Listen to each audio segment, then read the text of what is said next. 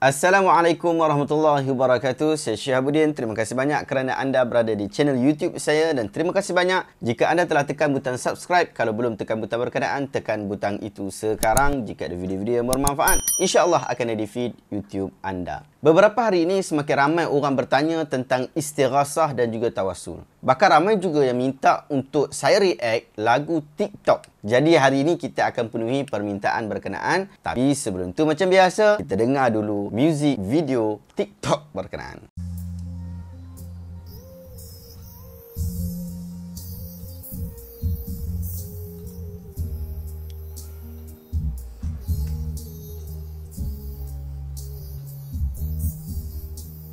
Hmm.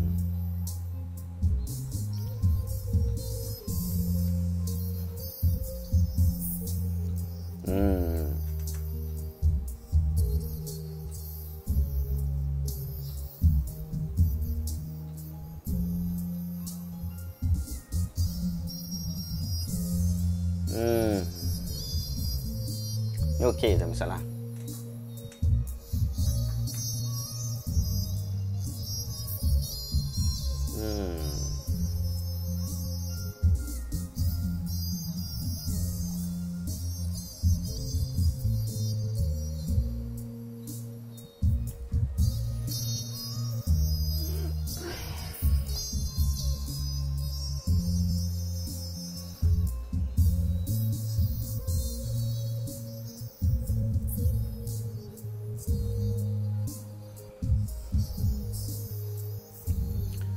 Man ladha.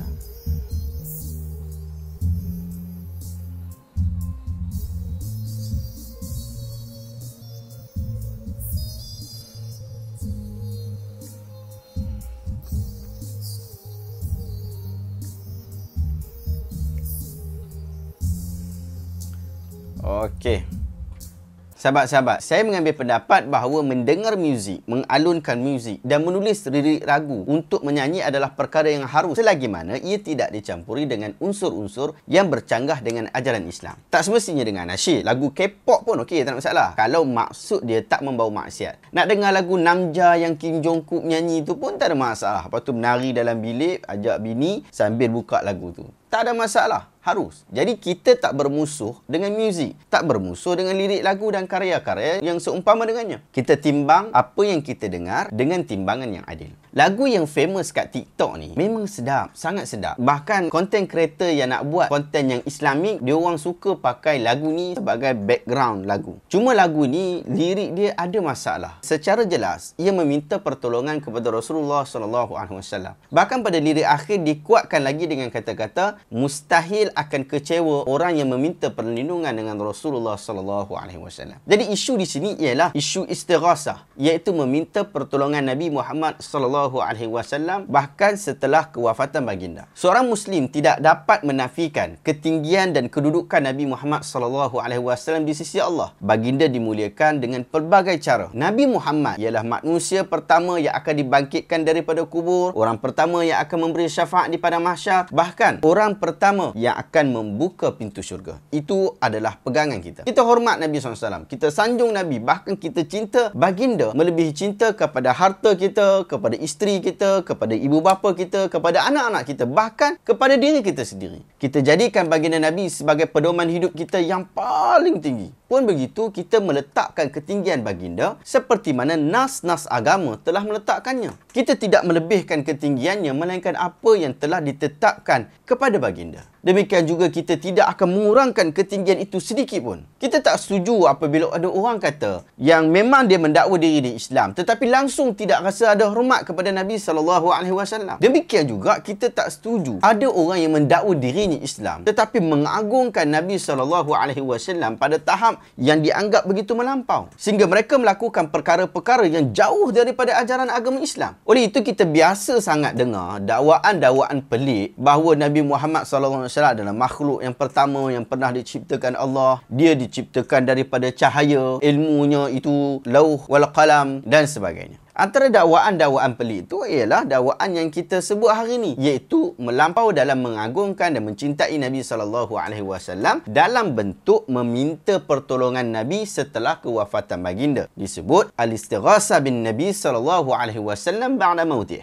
Sebelum kita berbincang lebih lanjut, kita jelaskan dahulu tentang kefahaman umum terhadap al-istighasah. Inilah yang kita dengar juga dalam lirik lagu Allah Allah Arisna nyanyian Nazwa Maulidiyah. Istighasah ialah meminta pertolongan daripada seseorang atau sesuatu bagi menghilangkan masalah, menghilangkan bahaya, menghilangkan kesempitan dan kesulitan. Menurut kitab Mawsu'ah Al-Fiqhiyah Al-Kuwaitiyah jilid keempat muka surat 22, istighasah terbahagi kepada 4 jenis. Pertama, yang harus, iaitu meminta tolong manusia bagi membantu urusan dunia dalam keadaan manusia itu mampu untuk membantu kita. Tapi tak boleh minta tu sehingga kita menghina diri kita, menunduk diri kita, mutlak harapan kita. Kerana minta yang macam tu, sifat itu hanya kepada doa kepada Allah SWT saja. 2, hukumnya sunat, iaitu istighasah minta kepada Allah atau dengan menyebutkan salah satu daripada sifat-sifat Allah seperti Ya Rahman, mudahkanlah urusanku, Ya Rahim, lancarkanlah proses permohonan air sinarku.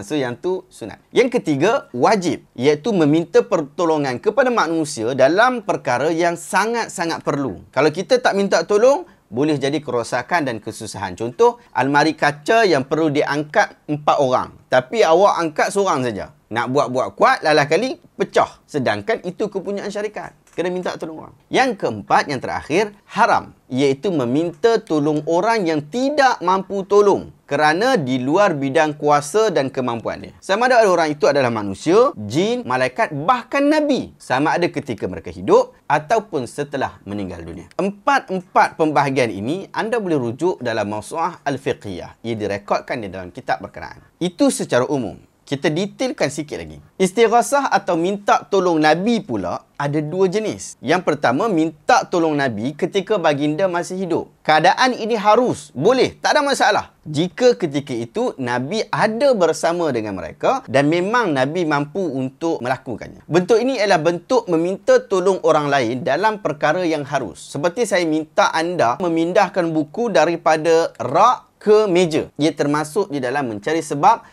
yang diharuskan di dalam agama. Yang kedua, minta tolong Nabi selepas Nabi SAW wafat. Ini termasuk meminta tolong dengan yang gaib. Sedangkan minta tolong kepada yang gaib tidak dibolehkan oleh agama. Seperti lafaz kita sebut, Ya Rasulullah aghithni. Wahai Rasulullah, tolonglah aku. Ini adalah bentuk yang menyerupai syirik yang jelas. Kita patut berhati-hati dengan lafaz seperti ini. Sebab doa adalah ibadah dan doa hanya dituju kepada Allah. Berdoa kepada selain Allah akan menyebabkan sama dengan kelompok musyrikun. Cuba kita hayati ayat 17 surah Yunus ini. Wa ya'buduna min dunillahi ma la yadhurruhum wa la yanfa'uhum wa yaqulun haula'i syufa'auna 'indallah. Mereka beribadah kepada selain Allah sedangkan perkara itu tidak dapat memudaratkan mereka atau memberi manfaat kepada mereka. Kemudian mereka ini berkata, mereka yang kami minta tolong itu adalah penolong kami yang berada di sisi Allah. Anda lihat pula ayat 3 surah Az-Zumar. Walladzina ittakhadhu min dunihi awliya ma na'buduhum illa liyuqarribuna ila Allahi zulfa. Orang-orang yang mengambil pelindung selain daripada Allah, mereka ini kata, kami tidak menyembah mereka melainkan mendekatkan kami kepada Allah dengan sedekat-dekatnya. Dua-dua ayat ni Allah ceritakan tentang orang yang sesat, tentang orang yang kafir, orang yang mensyirikkan Allah. Tetapi pelik bin ajaib, sifat yang sama ada kepada orang yang istighasah meminta tolong kepada Nabi Muhammad SAW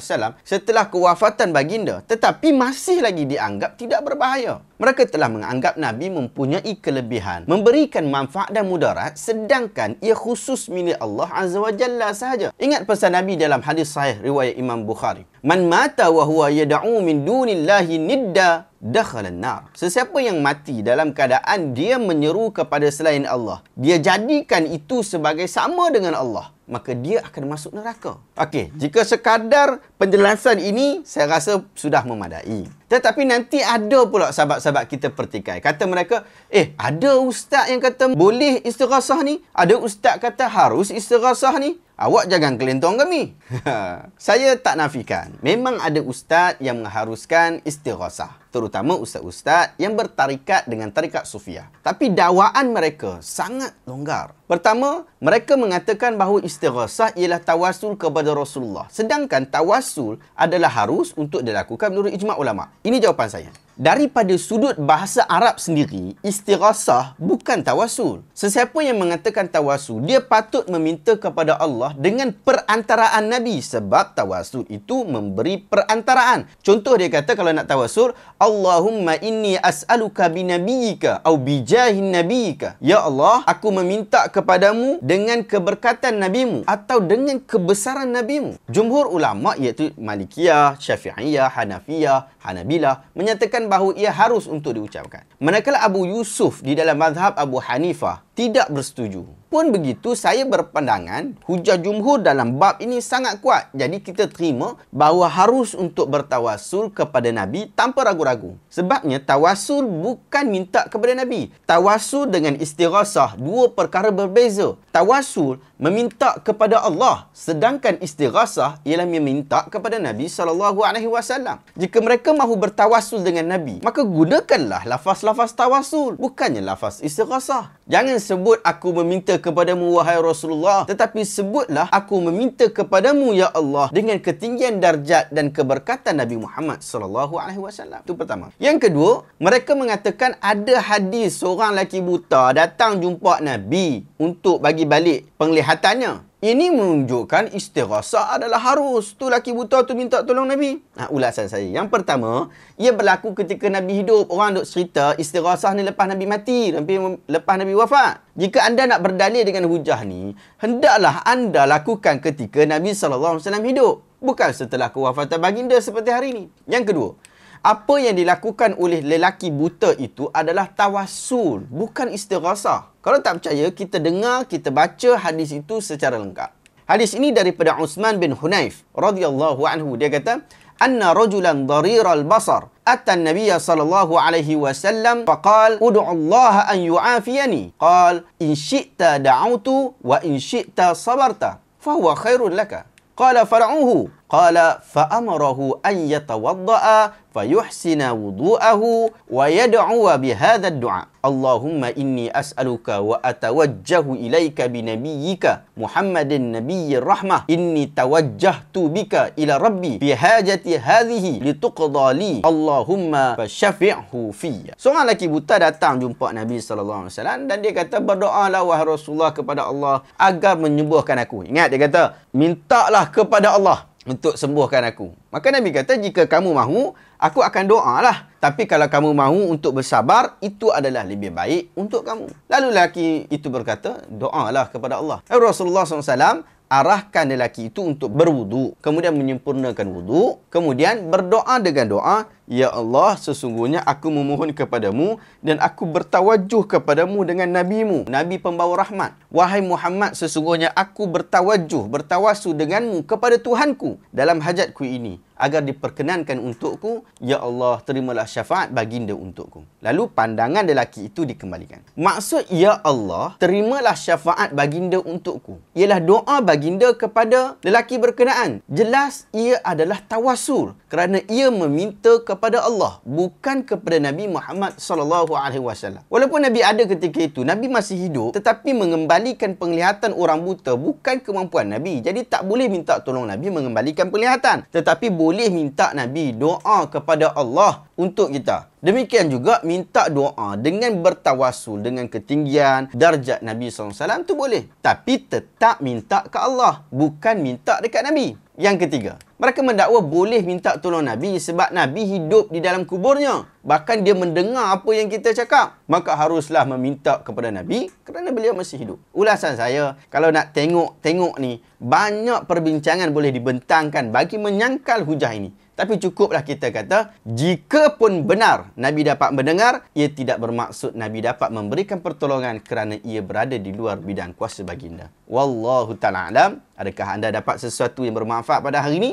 Jika anda rasa video ini bermanfaat, tekan butang share. Semoga orang lain juga dapat manfaat yang sama. Terima kasih banyak. Assalamualaikum warahmatullahi wabarakatuh.